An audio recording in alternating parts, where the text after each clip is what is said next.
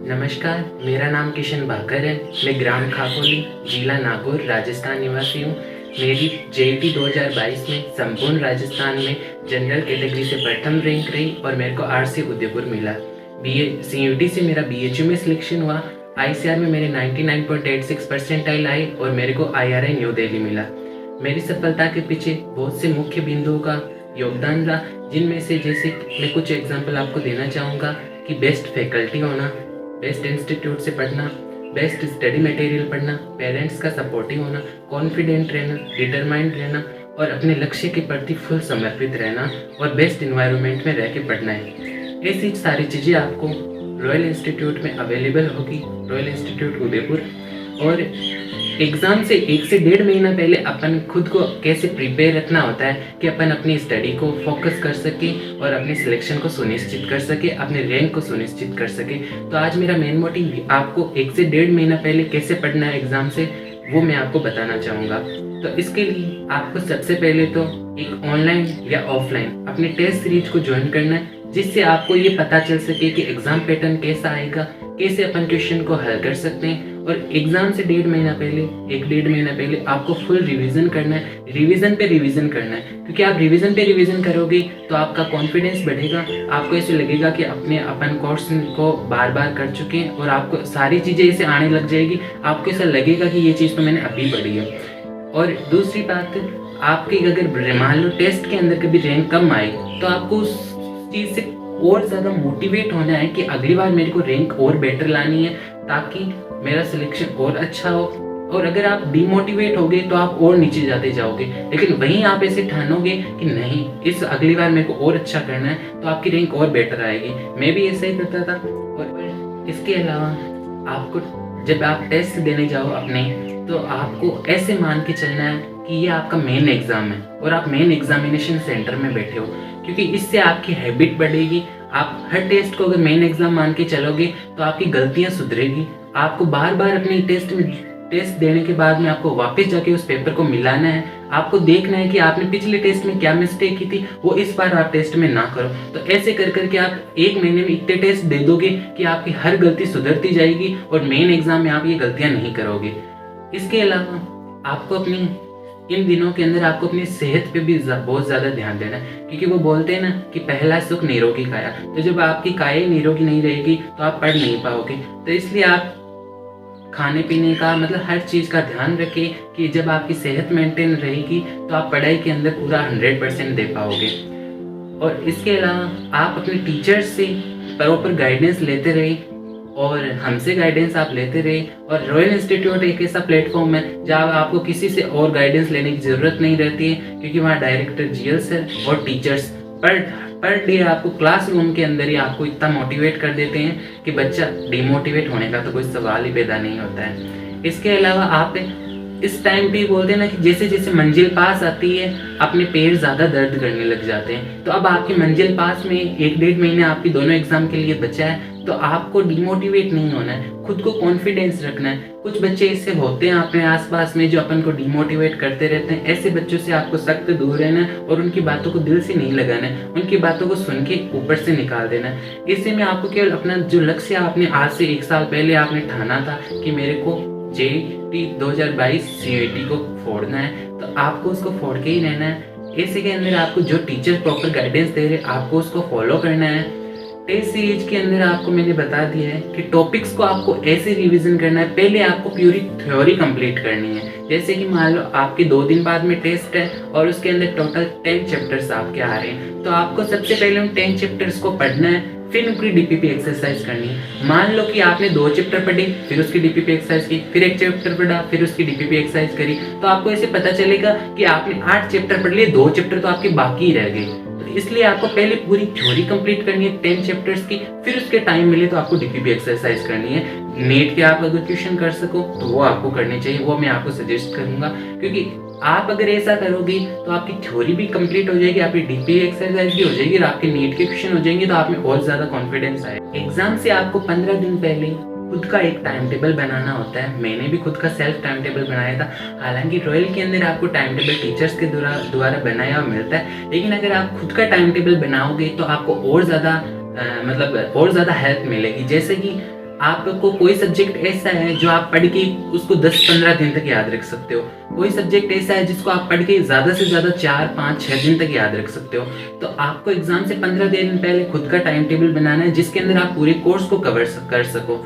और हाँ, एग्जाम से जो जस्ट 2 दिन पहले होते हैं उसको आप कभी भी अपने टाइम टेबल में मत काउंट करना। जैसे कि मैं 12 तारीख को ये चीज़ें पढ़ूंगा, 12 मई को, 13 मई को मैं ये टॉपिक करूंगा, 14 मई को मैं एग्जाम दे दूंगा, ऐसा कभी पॉसिबल नहीं होता। क्योंकि 14 मई को मान लो कि आपका सेंटर, आप अभी प्रॉपर उदयपुर में रहते हो और आपका सेंटर मान लो कि जयपुर या बीकानेर आ गया, तो आपको वहाँ 1 या 2 दिन पहले जाना चाहिए ताकि आप वहाँ जाके एकदम सेट हो सको और अगले दिन आप मॉर्निंग में उठ के बढ़िया तरीके से अपना एग्जाम दे सको। तो इसके लिए आपको वो पहले वाले 2 दिन तो अपने टाइम टेबल में काउंट करने ही है। इसके जो मतलब 11 मई तक या 12 मई तक आपको अपना टाइम टेबल बनाना है कि इतने में आपको पूरी कोर्स को कैसे कवर करना है। इसके लिए जैसे कि कुछ बंदे ऐसे होते हैं जिनको एग्रोनॉमी होती है, वो 10-12 दिन तक याद रख सकते हैं। तो इसका मतलब क्या हुआ कि आपको 1 या 2 मई को एग्रोनॉमी पढ़ना है पहले। कुछ बच्चे ऐसे होते हैं जिनको एनिमल हस्बेंड्री ज्यादा लंबे टाइम तक याद रहता है, तो उनको 1 या 2 मई को एनिमल हस्बेंड्री पढ़ना है, फिर एग्रोनॉमी पढ़ना है, फिर हॉर्टिकल्चर पढ़ना है, फिर केमिस्ट्री पढ़ना है।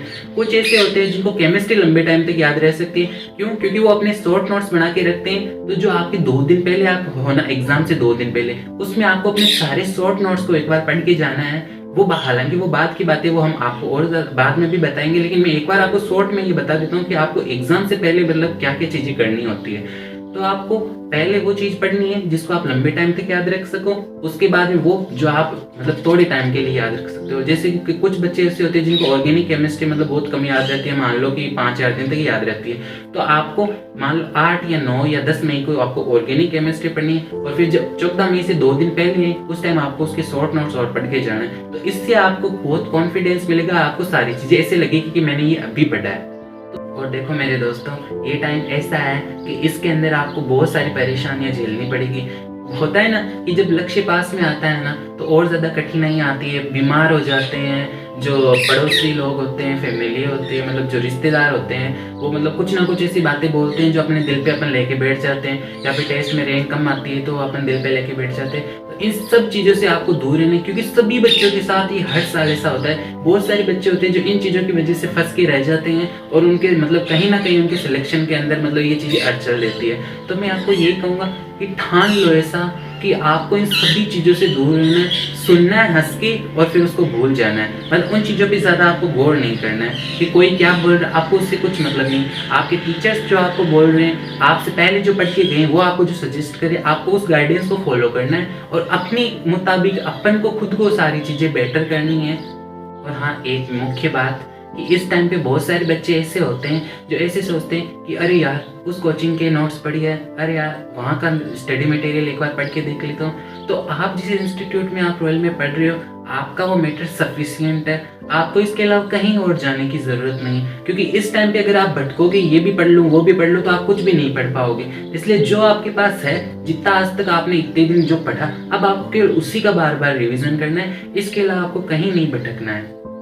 और हाँ, एक और पॉइंट कि कुछ बच्चे ऐसे होते हैं कि वो सोचते हैं अरे यार अब तो रिवीजन हो गया है, कोर्स कंप्लीट हो गया है, तो अब हम घर जाके पढ़ लेंगे, 1 महीने की तो बात है, 1 महीने बाद में तो एग्जाम है। तो ऐसी गलती आप कभी मत करना, ये बहुत बड़ी गलती कर दोगे अगर आप घर जाओगे तो। इसमें आपको ऐसे करना है, जो ऑनलाइन बच्चे अगर घर पे नहीं पढ़ पा रहे और कहीं ना कहीं जैसे मान लो उनके कभी रिश्तेदार आ जाते हैं तो वो डिस्टर्ब हो जाते हैं, कभी उनका कहीं प्रोग्राम में जाना हो जाता है तो वो डिस्टर्ब हो जाते हैं, तो इसमें आपको मैं यही सजेस्ट करूंगा, ऑनलाइन बच्चे वो या तो लाइब्रेरी ज्वाइन करें या चाहे घर से 2 किलोमीटर दूर क्यों ना हो, वो रूम लेके रहे। इस 1-2 महीने में देखो आपके ज्यादा खर्चा नहीं आएगा रूम का और लाइब्रेरी का, लेकिन ये 2 महीने हैं ये आपकी पूरी लाइफ बना देंगे। इसलिए मैं आपको यही सजेस्ट करूंगा कि आप अगर ऑनलाइन बच्चे भी हो तो आप कम से कम अगर रूम ना ले सको तो आप लाइब्रेरी जरूर ज्वाइन करें। और आपको ऐसा भी नहीं करना है कि पूरी रात आप 3-3 बजे तक पढ़ते रहो, दिन में भी मतलब पूरे दिन पढ़ते रहो, नहीं। आपको एक प्रॉपर स्लिप भी लेनी है जिससे आपका माइंड है, जब आप मान लो